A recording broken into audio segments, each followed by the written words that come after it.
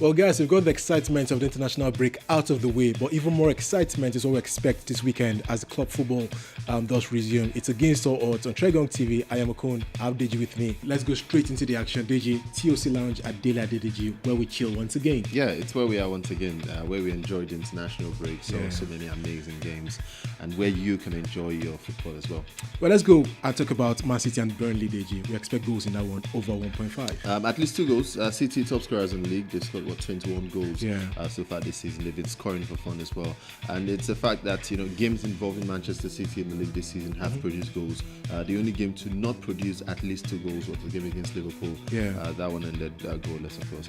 But we think there should be goals in the game, and that's what we expect. At least 2 goals. All right, so let's talk about Italy, Deji. There's Juventus against Genoa. Certainly, Juventus having won all their games this season in all competitions. Another win in the offing. They've won all their games this season in the league and in the Champions League. They're playing at home against Genoa.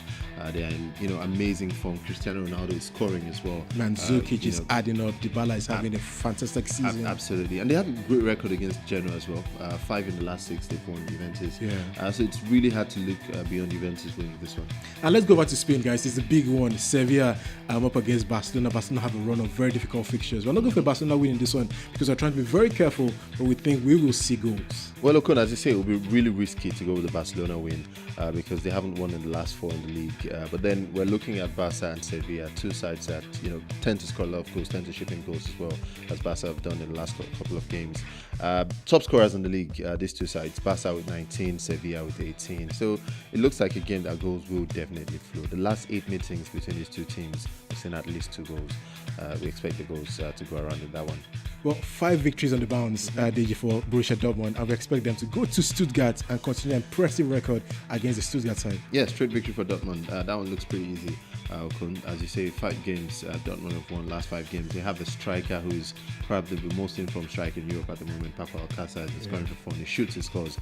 So yeah, I think should be pretty easy for Dortmund. And if you go over to France, there's just one team in Ligue 1, and that's PSG. Up against Amiens, DG, we expect PSG to get a victory. Well, look, PSG have won all their games in Ligue 1 this season. They are very, they've been in great form. They've been emphatic as well with the victories.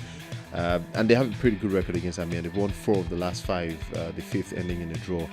So that's not the side that would really stop PSG. If there's any side that will stop PSG from winning in Ligue 1, definitely not Amiens. They had Lyon before the international break, and they dispatched Lyon quite easily. So yeah, I think PSG will go ahead with the win. And then there's FC Amiens who are away at PSV Eindhoven.